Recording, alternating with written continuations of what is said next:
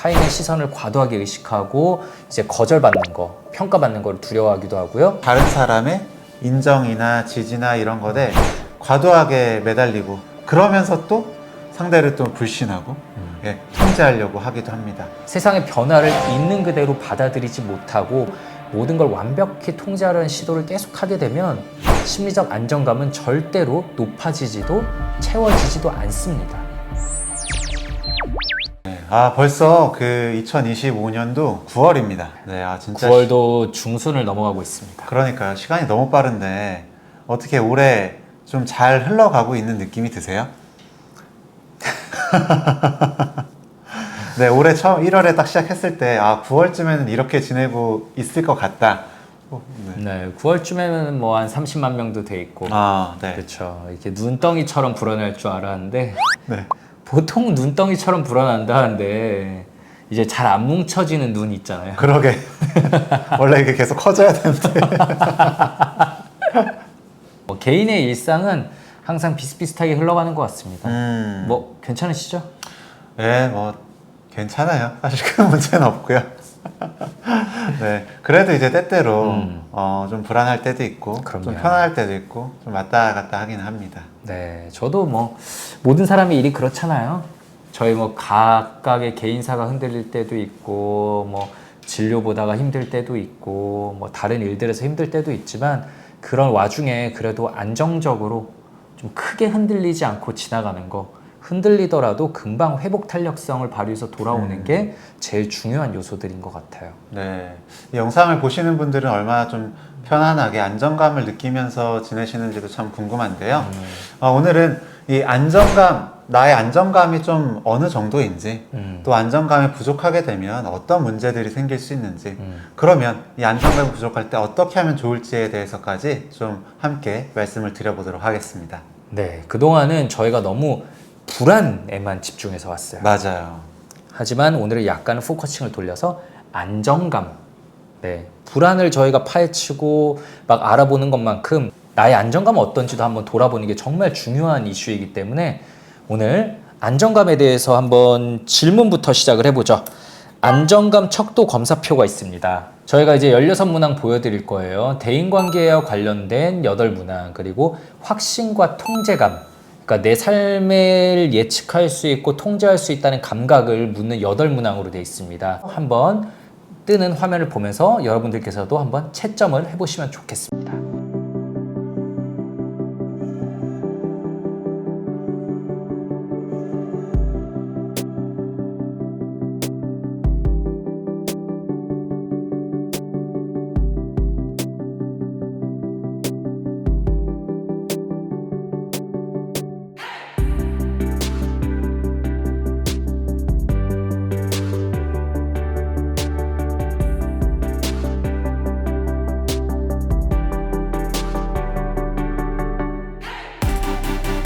네, 허경 선생님 좀 점수가 어떻게 나오셨나요? 저는 이렇게 해봤더니 총점이 58점으로 체크가 됐습니다.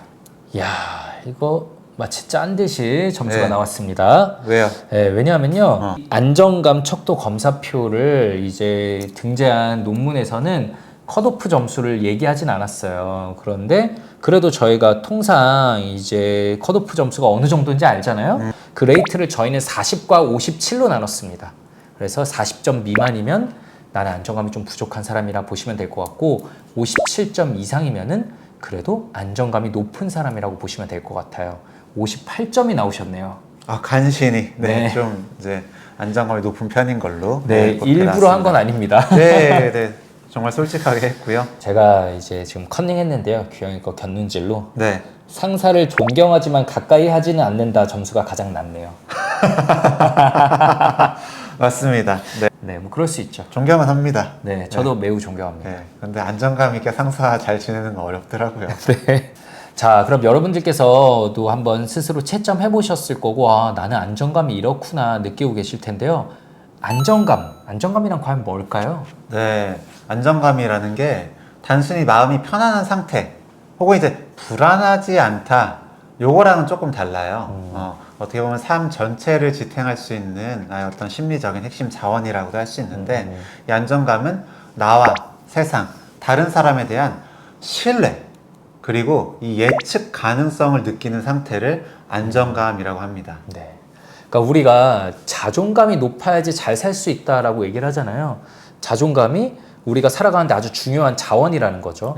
안정감 역시 그 자존감과 마찬가지로 내면의 핵심이자 개인 성장의 토대가 된다는 거예요. 이게 있어야지 세상은 진짜 불확실성에 가득 차 있지만 그래도 어느 정도는 예측할 수 있고 그 불확실성 속에서 나는 어느 정도 적절한 대응을 하면서 타인과 관계 맺고 살아갈 수 있어 라는 흔들리지 않는 내 어떤 뿌리 같은 게 될 수 있는 거죠. 맞아요. 근데 이런 분들이 계세요. 모든 걸 통제해서 안정감을 얻으시려는 분들. 근데 이런 분들은 사실 매 순간 불안감에 시달릴 수밖에 없어요. 맞습니다. 왜냐? 모든 걸 통제할 수가 없거든요. 네. 그래서 이렇게 생각하시면서 좀 힘들어 하시는 분들, 혹은 이제 방금 안정감 테스트를 했는데 그 점수가 좀 낮다 하시는 분들은 네, 지금부터 또 영상 집중해서 보셔야 되겠습니다.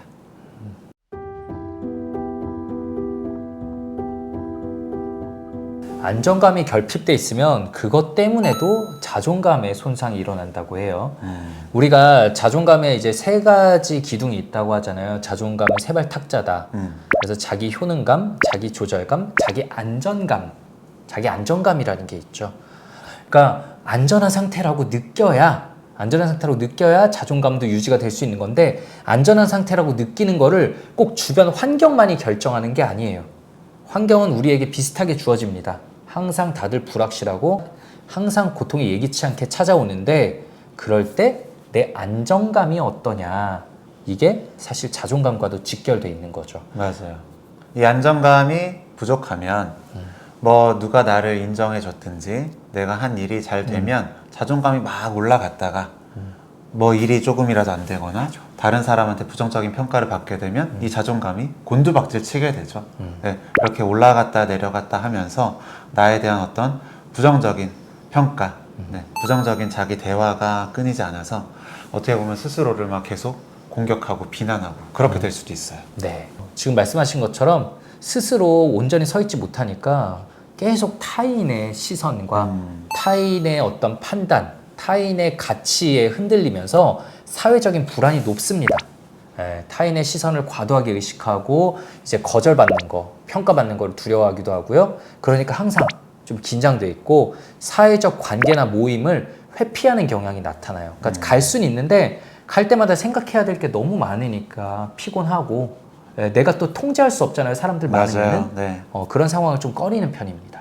그리고 이런 이제 관계에서 결국에 의존, 통제 요 사이를 극단을 왔다 갔다 할 수가 있어요. 안정감이 없다 보면은 다른 사람의 인정이나 지지나 이런 것에 과도하게 매달리고 그러면서 또 상대를 또 불신하고 통제하려고 하기도 합니다. 그러다 보니까 이 건강하지 못한 관계의 패턴이 좀 반복될 수가 있겠죠. 그렇죠. 그러니까 대인관계의 갈등으로 자연스럽게 이어지고요. 타인을 통제하려고 하고 혹은 과도하게 의존하려고 하면은 상대방 입장에서는 좀 우리 사이에 적당한 거리가 있어야 되는데 얘는 왜 이렇게 나를 어떻게 잡아먹지 못해서 안 가리지? 혹은 왜 이렇게 기대지? 너무 지칠 수가 있어요. 그래서 그게 가까운 관계여서 마냥 좋기도 하겠지만 좀 지나면은 결국에는 버티지 못한 상대방이 조금 멀어져 가게 되는 거. 그래서 친밀한 관계가 오래 유지되지 못하는 특성을 또 띠고 있습니다. 그리고 결국에는 스스로 이 감정 조절하는 문제가 생길 수가 있습니다. 같은 자극에도 이렇게 오르락 내리락 하다 보면은 불안, 뭐 분노, 우울, 좌절감 이런 감정들이 크게 왔다 갔다 할 수가 있거든요. 그리고 그걸 통제하려면 얼마나 힘듭니까?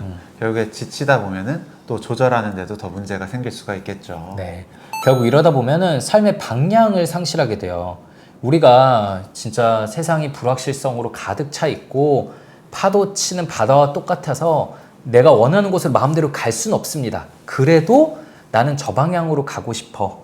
큰 그림은 그릴 수 있어야 되는데 이 안정감이 부족한 분들은 주변에 리스크가 너무 많다 보니까 이 리스크 매니지하는 데만 시선이 쏠려요. 그래서 위험 요소에만 집중하다 보니까 장기적인 계획은 못 세우고 성취와 성장이 아니라 단기적인 회피와 생존에만 몰두하게 됩니다.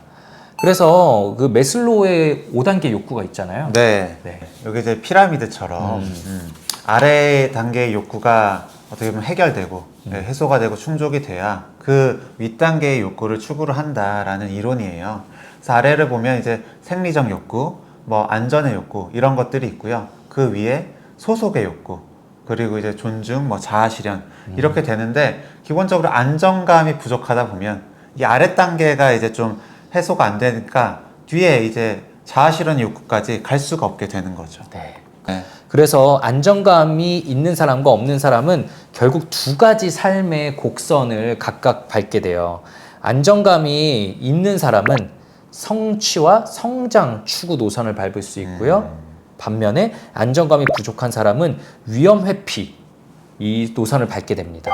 그래서 저희가 지금 그래프로 보여드리는 것처럼 삶의 안정이 확보되는 기준선 이상의 안정감이 있으면 계속해서 삶에서 뭔가를 쌓아 나갈 수 있는데 그렇지 못한 사람은 당장의 생존과 안정감에만 매달리고 위험 회피에만 매달리다가 마치 모래성처럼 쌓았다 무너지고 쌓았다 무너지고 이게 몇 년 뒤, 몇십 년 뒤의 삶에서는 극명한 삶의 차이로 나타나게 된다는 거죠. 맞아요. 그러니까 쉽게 생각을 해보면 이 직장 생활을 할 때 안정감이 없으신 분들, 그러니까 위험 회피 성향이 이렇게 크신 분들은 문제가 생기지 않는 거가 어떻게 보면 제일 순위입니다. 맞아요. 네, 오늘 실수하지 않고 오늘 혼나지 않고 네, 그냥 무사히 끝나는 게 어떻게 보면 목표인 거죠. 이러면 사실 너무너무 힘들고 사실 잘 된다 하더라도 그냥 안도감만 느끼고 끝나는 정도거든요. 그런데 안정감이 있는 사람 같은 경우에는 좀 더 성취나 성장을 추구할 수 있는 거죠. 아, 나 이번 프로젝트에선 이걸 해봐야지. 네, 장기적으로는 나는 이걸 좀 성취해 볼 거야. 이런 식으로 하면 더 성취감을 느끼기도 쉽고 어떤 동기, 네, 동기부여 같은 것도 잘 될 수가 있거든요. 네. 그 어차피 내가 정말 잘해도 욕할 사람은 욕해요. 네, 맞아요. 네. 억울한 상황은 계속 생기고요. 오히려 잘해서 욕먹기도 해요. 맞아요. 네. 그냥 뒷담화는 원래 그냥 인간 집단의 기본 본성이기도 하고요. 네. 그래서 그 리스크 매니지에만 매달리는 거는 얼핏 보면 그럴듯해 보이지만 내 손을 떠나 있는 것까지 다 완벽하게 통제하려고 하는 잘못된 시도기 때문에 높은 모래성을 쌓고자 하는 시도와 똑같다는 거 잊지 않으셨으면 좋겠어요.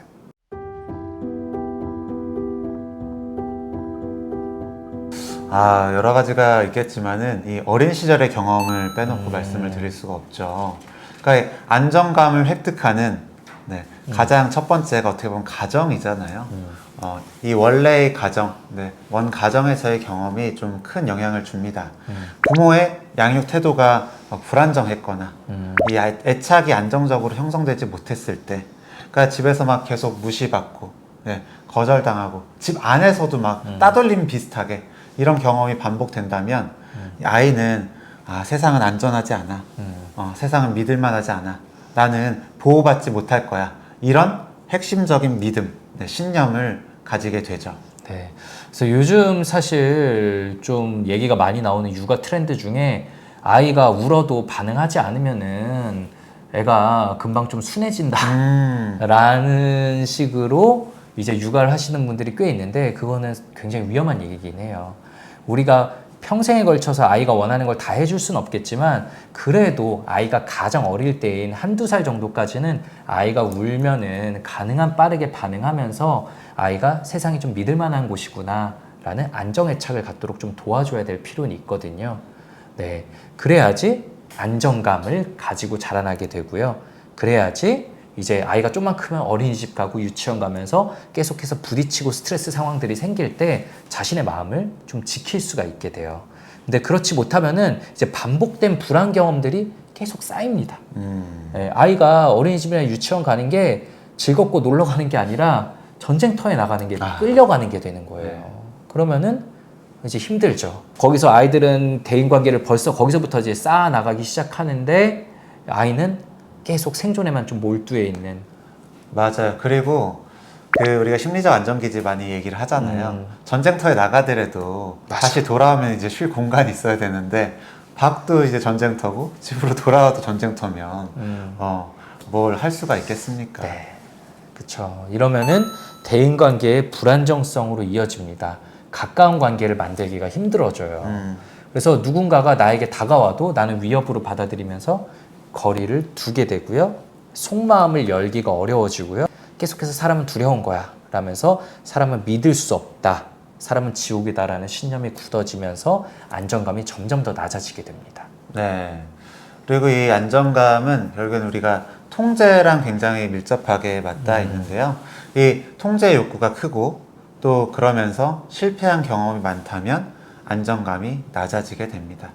통제할 수 없는 상황에서 우리는 불안을 심하게 느낄 수밖에 없어요.